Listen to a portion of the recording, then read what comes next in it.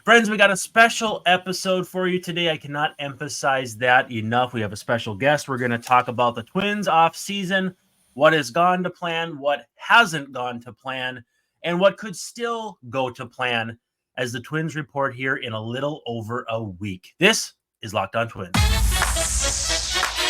You are Locked On Twins, your daily Minnesota Twins podcast. Part of the Locked On Podcast Network, your team every day.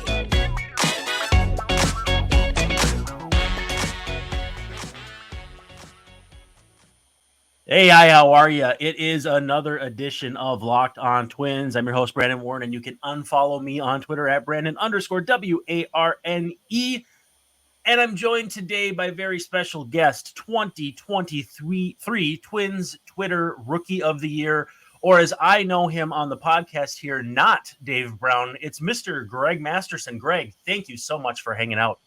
Hey, man, I appreciate it. It's awesome to be able to see this podcast from the other side. I always wondered if you could see the intro while it was playing, so now I know. Yeah. Well, we're going to be a little inside baseball today. You can follow, though, Greg, on Twitter at Greg with 2 G's, T Masterson, reminiscent of Greg Olson from my previous podcast to this, That 90s Baseball Pod. Highly recommended archive listening if that's your thing. But thanks for making Locked On Twins your first listen every day. We are free and available wherever you get your podcasts, also on YouTube. And of course, as part of the Locked On Podcast Network, we are your team every day. Also, if you have questions or anything that you want answered on the show, feel free to reach out at Brandon_WARNE or at Locked On Twins. You are the lifeblood of the show, and we love to have you in the comments, especially as these shows roll on YouTube most nights, 11 p.m. Central. So very glad to have you along for the ride. Today's episode is brought to you by FanDuel. Make every moment more. New customers join today, and you'll get $200 in bonus bets if your first bet of $5 or more wins. Visit FanDuel.com/lockedon to get started. And Greg, first of all, can I just say I'm extremely grateful for you taking the time to come on this evening. Oh yeah, I mean I ain't got nothing better to do anyway. It's an honor that I was invited to do this, so thank you too. Yeah, no, more than happy to have you on, and I'm gonna pull the Band-Aid off. Why, for what purpose did you join Twitter? Because it seems to me like you were a late-ish adopter of the medium.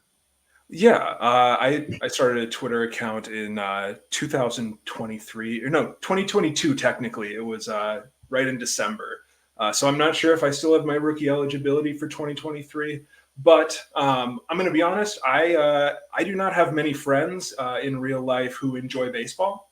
And so I decided to start a Twitter account devoted to talking Twins. I started writing at Twins Daily because I don't have anybody in real life to listen to me yammer on about the Twins. So I decided to go online and see if I could find anybody who would. You had me vibing with you when you were saying not many friends, and then you said who I can talk baseball with, and then everything kind of fell apart for me there. But I do appreciate your perspective. How I'm not asking necessarily from a personal standpoint, but like what drew you to baseball, or how did you get into it? Oh gosh. Well, it's the greatest sport on earth. I was growing up, I played several sports. Baseball, though, has always been the one that spoke to me. I was not very good at it, but I mean, it's a beautiful sport. There's nothing better than a day at the ball field. Amateur baseball, Legion baseball is huge in my hometown, so that absolutely played a part. Seeing like regional tournaments growing up and all that sort of stuff. Yeah, I grew up playing pretty much all of those levels, and I played town ball until, let's see, I think I quote unquote retired in 2015. So I've been playing old man softball since then, and it I guess it scratches the itch, but it's not exactly the same, obviously, but it'll do.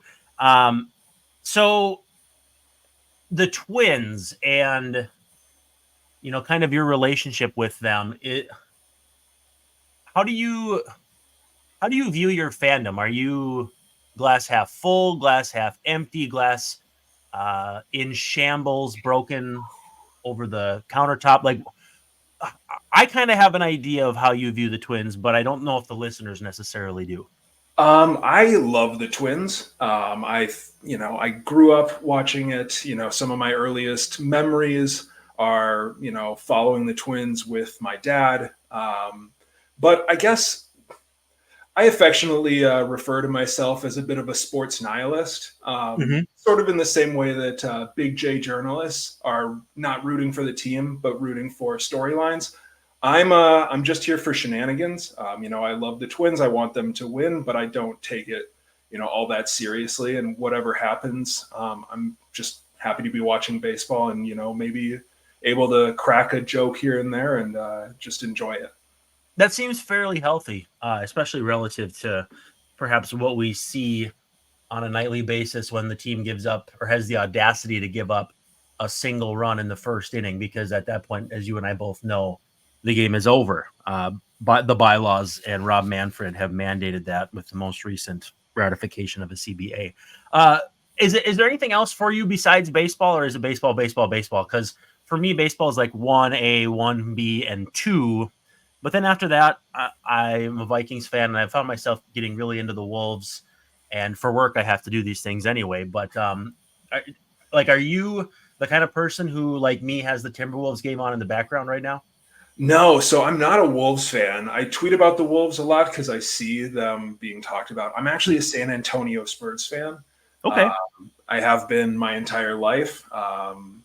And I also follow the Rams, which, depending on the decade, is awesome or the worst thing ever. I enjoy, both football and basketball. Like you said, Twins are 1A, 1B, and 2.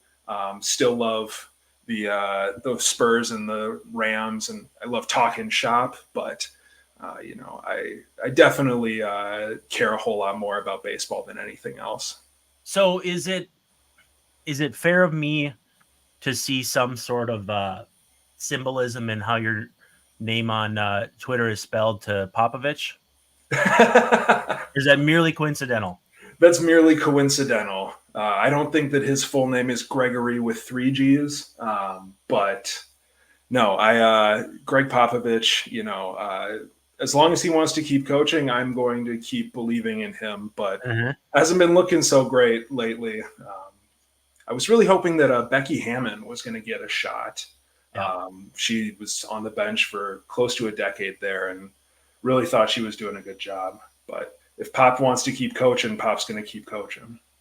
Yeah, we do game notes for those games. And let me tell you, I've had a couple games or maybe one game, or maybe we had one game where Wemby wasn't going to be playing. And let me tell you, the rest of that team is not particularly interesting. And you know that as well as anybody. But yeah, we'll see what happens. If there's anybody to lead a team like that, it's Pop, who did that back in like 96 when they started out terrible and he was hired. So we'll see what happens there. This isn't Locked On Spurs, though. I do know we have a Locked On Spurs show, so I digress quite frequently. But we're going to talk about the off season. But we got a little bit of time here before we head into our first break. I want to lay out this. What were your expectations for this offseason? Because it was kind of the great unknown. For all the great things that happened in the postseason and at the end of the season, there was the cloud of the TV deal and what would end up happening there. And to, Sonny Gray, the writing was on the wall that he was leaving. Twins would need to do something, you'd think, to replace him. What were your expectations at the outset when, if depending on who you ask, Derek Falvey started his long winter slumber? Yeah, when the news came out that they'd be cutting payroll and it was going to be in part due to the TV deal, I kind of did the math, and the classic rule is 50% of revenue is going to payroll. It's probably not that accurate anymore. But I was doing the math and I was like, okay, like going from 155 to 125, that's assuming that they're getting no TV revenue. Right. So my kind of idea was, they might not get 55 again. It might be 30. And so I could see, the payroll bumping up to 35, 140. That's what I was hoping for. I might have been, misled and a little bit over positive, optimistic. That's the word. I'm not known to be one of those, but maybe I was there. And for Sonny Gray, I was not in favor of bringing back Sonny Gray. Not anything wrong with Sonny Gray. I just don't believe in paying 33-year-old pitchers $25 million a year for 3 years. And so I knew that there wasn't going to be a Sonny Gray reunion. I was curious if they were going to, replace him with another 2-ish starter. But obviously I was expecting Sonny Gray to walk out the door, leave with a compensation pick, and call it a day. That's exactly what happened. We'll come back here in a second because I do want to ask you a little bit more about the whole coming out and saying the part out loud of cutting payroll. But first, a word from our friends at FanDuel.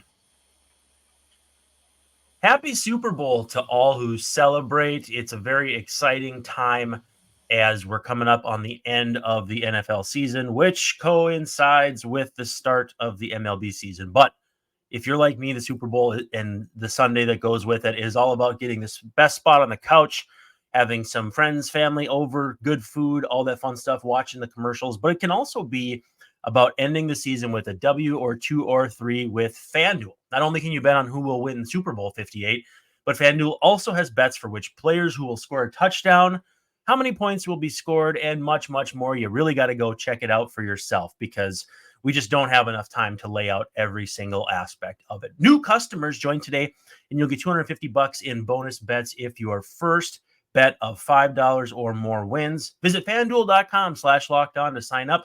That's FanDuel.com/lockedon. Make every moment more with FanDuel, the official sportsbook partner of the NFL. Now, I wanted to ask you, Greg, if you think they should have, or if they were doing it justice to come out and say, listen, the payroll will almost certainly be affected by this. Getting out in front of the message is most of the time good, from a PR standpoint, but it also kind of rustled the jimmies, if you would, of the fan base at a time when it was really not a great idea coming off, a big playoff run, at least relative to the last 20 years. What did you think of them coming out and saying that part out loud?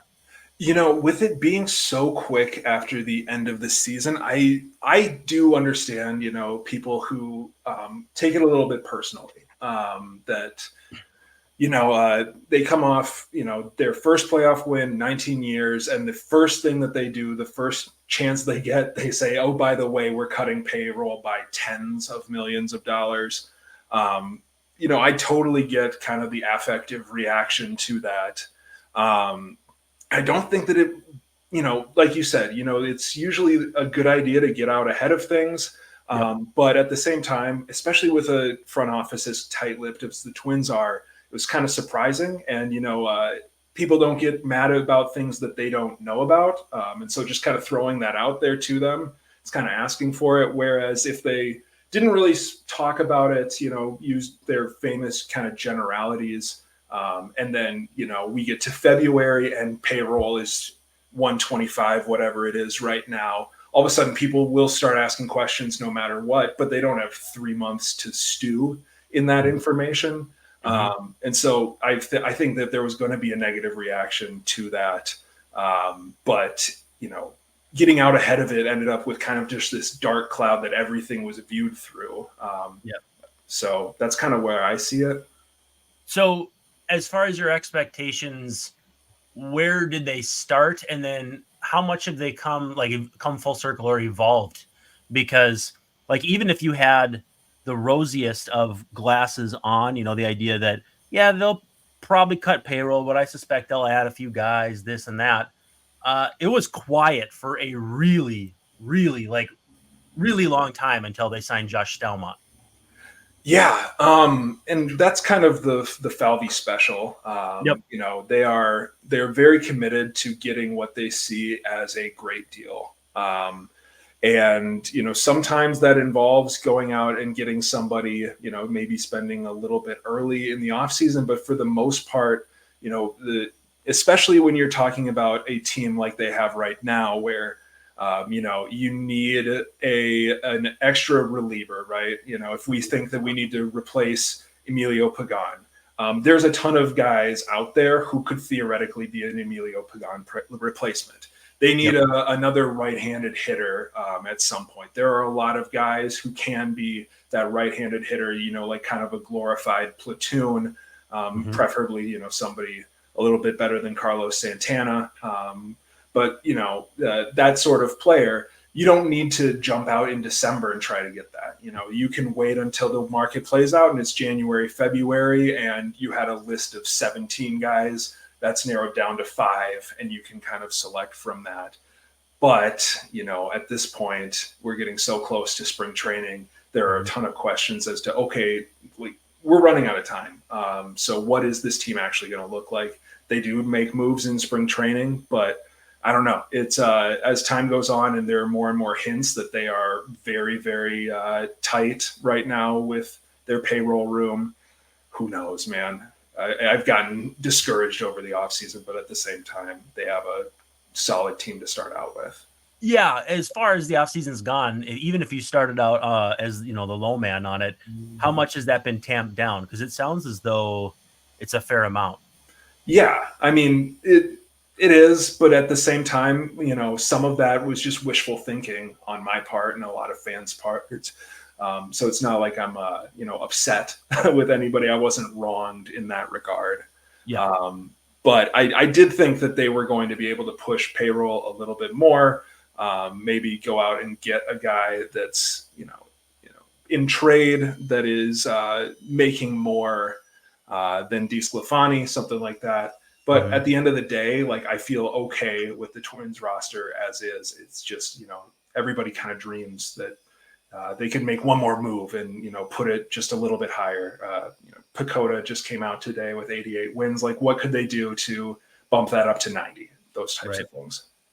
So you mentioned Sonny Gray, and I think I know the answer pretty obviously here, but you're not looking at how this offseason is shook out and reconsidering going back and offering Sonny Gray what he got from the Cardinals, that even though they could still use that pitcher, your view on that hasn't changed, even though pretty much all the starters of value have flown off the shelves to this point? No. Sonny Gray, thank him for his service. He had a terrific couple of years. Like I said, I'm not into paying 33-year-old pitchers $25 million a year and hoping that they're still worth it when they're 35, 36. What would Chase Petty have to become for you to regret the trade? Shoot. Gosh, I would say to regret the trade, it's got to be pretty high. I'm totally fine with his 6 years of WAR under team control being considerably higher than Sonny Gray's was. I'm totally fine with that. I would be fine with him having a year or two better than Sonny Gray. If he is, a 6-time All-Star by the time that he's 30, you're going to regret that a little bit, but you've got to make those moves. You've got to give up something that hurts when you are going to grab somebody like Sonny Gray, who was on that contract, was so affordable for 2 years. It's got to be a pretty high bar. Yeah, no question about that. Did you have, again, looking back with everyone who's signed or if in theory that player is still available, when you look at the starting pitcher market that happened or that there was, is there anybody you're looking at oh man, at that price, that's who I would have wanted the Twins to land? Yeah, that's a lot of the guys who were at the top of the market, I would have held my breath and said, yeah, okay, I would have been okay with, say, the Nola contract. Sure. You've got to hope it works. But obviously that wasn't in the cards. I've had a soft spot for Michael Wacha, that level of guy. Wacha has been pretty impressive, not great peripherals, but he's had a great ERA. in terms of like the guys who have signed, there hasn't been somebody. Like I said, I just don't really believe in paying huge sums for pitchers who are in their 30s and hoping that they're still intact when they're 35. I could have, and I kind of subscribe to sort of the Twins theory that you pay for pitchers with a trade value, and you get, the last three pitcher or the last 3 years of their team control or something like that, which, hurts in prospects as well. But when you're dealing with the realities of a budget, it's hard to justify paying $25 a year to anybody who could just, their elbow could just snap at any time. And now you're potentially out 3-4 years of a $25 million pitcher. Yeah, I think the only one near the top of the market that I would have really been okay with was Eduardo Rodriguez. Yeah. And he comes with his question marks. I mean, he had the heart stuff after having COVID. And, the nice thing is he hasn't got the, and I don't mean this derisively, mileage on his arm that a lot of guys who are 30 going on 31 have. And 4-year deal for a guy who's going to be 31 and $80 million. So $20 million a year for a guy who, even at 30, I think could still be, I think his peak is as a pretty good number 2. Yeah, I'd be okay with that. But like Seth Lugo, Lucas Giolito at that price, not really. Stroman, and even Waka, like I think his second act has been good, but I don't know. I get 2 years, not really that risky. But otherwise, it's a land of misfit toys. Are you giving $16 million to Frankie Montas or 14 to Jack Flaherty without knowing what he has left? And then once you give James Paxton is the other one that I felt like was kind of a miss. Lefty, which they don't have much of in the system right now near the big leagues, and at an age where he's only going to go 1 to 2 years at a time. I thought Paxton maybe was the sweet spot for them in free agency, but I think he still harbors ill will from that bird attacking him. I say that bird like it's not a freaking eagle.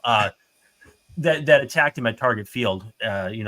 Feeling slighted as a Canadian, it's probably pretty hard to come back from. Yeah, and I mean, like you said, there really, with very few exceptions, there weren't really pitchers that went this offseason, even if the Twins did have a 155 payroll that somebody, signed elsewhere. And I was like, gee, I think that the Twins missed the boat on that one. Even if there was they had $30 million to spend, and it's not my money. And still a lot of those contracts make my stomach hurt. So let's assume trades are still in play. Dave and I talked about this in the most recent episode, or maybe the one before that, where he's convinced the Twins are done. I'm convinced that they're not. They always come up with something. You think they're done, they come right back at it. And I even said today on Twitter or X or whatever you want to call it, that the Derek Falvey moves in darkness. Now, in fairness, it's dark at noon in Minnesota in the winter. So he really has no choice but to move in darkness. But when you think he's done, he usually has something else up his sleeve. If that's the case, well, first of all, do you think that's the case? And second of all, who are your favorite guys for him to target? Oh, yeah. I definitely think that that's the case. I mean, he doesn't close that book until, it's forced closed on him. They made a trade, they traded away their closer on literally opening day. Yep. I am never counting these people out. If they are, and I've shameless self-plug, if you don't mind, I did write about this at Twins Daily over the weekend following the Carlos Santana move. Basically, Nick Gordon doesn't really have a strong role on this team if you start trying to figure out how he's going to get on the field. I think that they do have kind of a bench role to play with. Mm-hmm. And I do think that somebody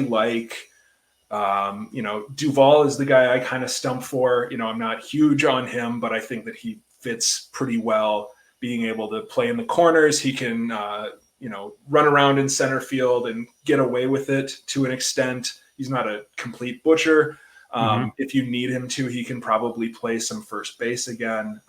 That sort of signing, Tommy Pham, group him in. And then, from a kind of different perspective, Michael A. Taylor could fit on this team. Again, he wouldn't be kind of the bat that Duvall and Pham would be. You're not looking at him to be, in the opening day lineup at DH like the other two probably would be if they were on the team. But I think that they have room for a right-handed outfielder. If Nick Gordon was right-handed, I think my tune would be slightly different, but I think he's kind of redundant right now, unfortunately, with Castro. And I don't know. I think that there is room for a right-handed outfielder. If they were to, I heard, what's the guy's name? Harold Ramirez out in Tampa Bay. I heard his name get bandied about a bit, and he can play both corners and first base if you need him to. That sort of player, I think, if the Twins are going to make another move, it's going to be somebody like that. Yeah, I think Taylor could be a luxurious, exceptionally good fourth outfielder. As far as starters, though, do you think they're done? Do you really think they're done? I think they're done. I could see it because, with payroll right now, I don't see them bringing in somebody who's making more than, I don't know, 5, 6, 7 million. Well, and that's where the trade comes into play. Right. And so I will stump for nonstop. You have to give up everything you have for him, or a lot of what you have, but it fits the timeline. It fits the payroll. It fits where they're at right now.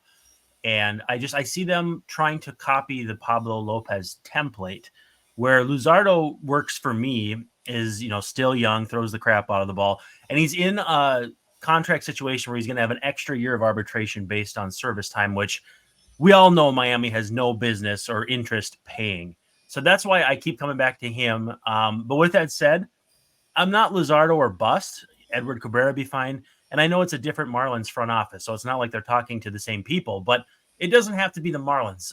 I could see them pulling a rabbit out of their hat for something completely random, but I don't think they're done. I have this nagging feeling that they have one more move that's going to, something we need to buckle up for, to steal a phrase. Yeah, I could definitely see them. I know they seem fairly attached to their top four when you loop in Gabby now. So I think that it's going to be hard to pry one or two of those out of their hands to go get somebody like Luzardo. But I could also see, and I've kind of talked about this, some pitcher that is totally not on anybody else's radar right now. Fans speculating, whatever, that is, in his last year of pre-arb or in ARB1, and, used to have a ceiling that people were excited about, and just hasn't come to fruition. I could definitely see them targeting somebody like that they say, oh yeah, we've got one tweak away from turning this guy, from a 5 pitcher into a 3. And that's valuable too. And, the prospect capital is much less, and you've got 3-4 years of control potentially if you can tweak that guy from some 25, 26, 27-year-old from a 5 into a 3, sort of like they did with Joe Ryan, right? He had fallen off of top 100 lists by the time they traded him, and they've turned him into what was seen kind of as a back-end starter into a mid-rotation, potentially number 2. Does Paul Blackburn or someone like that do anything for you? Yeah, definitely. Those are the type of guys I kind of have in mind that, and there's 24 of them in the league. And if anybody, is willing to, part with their version of Paul Blackburn, and the Twins are into it, I could definitely see that. I can't project who exactly it's going to be because, they've got their favorites and they don't usually tell me about it. Yeah, no, they don't divulge that with just anyone. Last thing before I let you go, what do you think is a reasonable expectation? There we go. For Anthony DeSclafani, because not that long ago, he was a pretty dang good pitcher. To me, it almost seems as though, and I wrote this today for Access Twins, he is if you traded for Tyler Mahle, but you also Googled arm injury and, do your due diligence, like you're supposed to. I think he could be okay if everything comes together for him. Yeah, I mean, he's really not that far removed from being a legitimate pitcher who, you All-star. know, like two, 3 off seasons ago, whenever he was like that, he was, fairly high on the lists for, well, maybe, the Twins could, if they wanted to cut him similar to what he had with the Giants, Yep. I could definitely see him, having a solid year. I don't have my hopes up that he's going to be like a mid-rotation starter. I'm kind of preparing myself for him to be like a Dylan Bundy-esque fifth starter. He's going to go out there. He's going to give you a professional start. He might not still have it, but he's going to, not be a complete train wreck.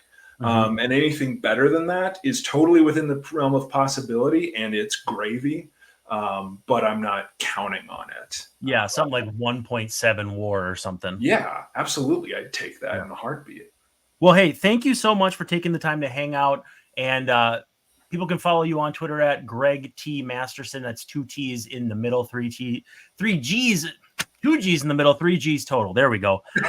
What are you working on now, content-wise? Oh gosh, I just kind of emptied the clip. I am working on a Greg Media guide that will be coming out at some point before the season starts.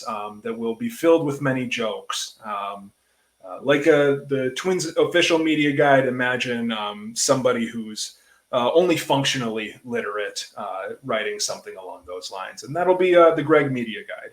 Yeah, I don't have to imagine too hard on that. Well, hey, thank you so much for taking time out from what I assume is a very busy evening. And we've had a lot of fun. I would be delighted to have you on again. But for Greg Masterson, this is Brandon Warren signing off, saying thank you so much for checking out Locked On Twins. And we'll see you tomorrow night. She gone.